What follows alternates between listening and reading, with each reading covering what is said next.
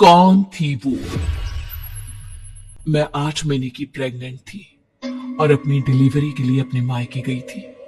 माँ ने मुझे फोन पर बताया, घर के पीछे की तरफ जो खाली जमीन थी ना, वहां पर एक नया कमरा बनवा लिया है। इतने सालों के बाद जैसे ही अपने घर में कदम रखा, कुछ अलग सा लगा। माँ, ये घर के पीछे की तरफ नया कमरा बनवाने की क्या जरूरत थी?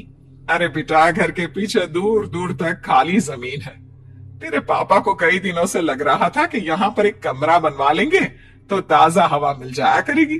अब तो ये सब छोड़ और चल जल्दी से दूध पी ले। माँ, मैं थोड़ी देर में पी लूंगी, आप सो जाओ। मैंने दूध का गिलास उठाकर उस खिड़की में रख दिया। पता नहीं कब आंख लग गई। अचानक से खिड़की के पल्लों के खड़कने की तेज आवाज आई। दूध का गिलास धड़ाम से जमीन पर आ गिरा। जमीन पर गिरते ही दूध का रंग लाल हो चुका था। मैंने खिड़की से झांक कर बाहर देखा। चारों तरफ धूप अंधेरा था। उस अंधेरे की तरफ से कुछ आवाजें आ रही थी, जैसे छोटे बच्चे आपस में खिलखिलाकर मस्ती कर रहे हो।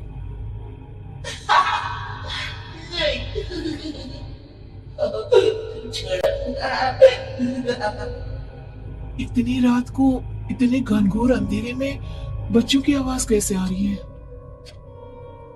घड़ी में वक्त देखा तो ठीक 12 बजे थे। देखकर मैं सन्न रह गई।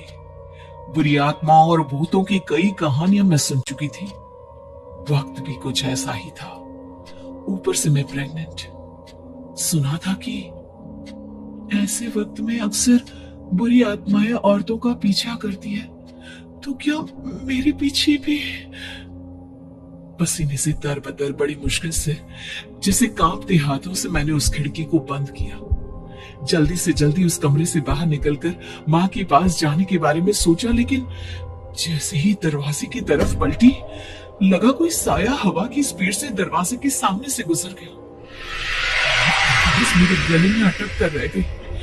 मैं जोर से चीख कर मां को बुलाना चाहती थी, लेकिन वो आवाज खुद मेरे कानों तक नहीं पहुंच पा रही थी। तो मां तक कैसे पहुंचती? खिड़की के पल्ले एक बार फिर तेज हवा के झोंके से घाव करने लगे और पूरी ताकत से मैं चीख पड़ी। जानती थी मेरी चीख की आवाज सुनकर कुछ ही सेकंड में मां वहां पहुंच जाएगी, लेकिन ऐसा कुछ हुआ ही नहीं। मेरा कलेजा डर के मारे फटा जा रहा था। आखिर मां ने मेरी आवाज क्यों नहीं सुनी? इतनी गहरी नींद में तो मां कभी नहीं सोती। ठीक पीछे खुली हुई वो खिड़की। मुझ में इतनी ताकत नहीं बची थी कि मैं पलटकर उस तरफ देख भी सकूं। हवा का एक सनसनाता हुआ झोंका उसी वक्त मेरे कानों से आकर टकराया। लगा जैसे किसी ने दबी हुई आवाज में धीरे से मुझसे कहा, चले जाओ यहां से। मैंने दोनों हाथ अपने कानों पर रख लिए और एक बार फिर ताकत लगाकर जोर से चीखने की कोशिश की। मां! पापा! मेरी आवाज उस कमरे की दीवारों से टकराकर वापस मुझे ही सुनाई दे रही थी। जितनी ताकत के साथ मैंने चीखने की कोशिश की थी, कुछ ही देर बाद उससे कहीं ज्यादा तेज और दर्दनाक चीख मुझे सुनाई देने लगी। ये आवाज ठीक मेरे पीछे खिड़की से आ रही थी। वो आवाज मेरे कानों में पिघलते हुए लोहे की तरह गिर रही थी।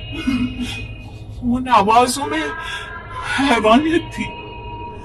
आवाजें किसी इंसान की नहीं है, इतना मैं समझ चुकी थी। कांप रहे हाथों से मैंने अंधेरे में कुछ ढूंढने की कोशिश की। तभी अचानक मेरा हाथ बेड पर रखी टॉर्च पर पड़ा। किसी तरह ताकत लगाकर टॉर्च का बटन ऑन किया, लेकिन ये क्या? सामने दरवाजे पर 3 छोटी लड़कियां खड़ी हुई थी।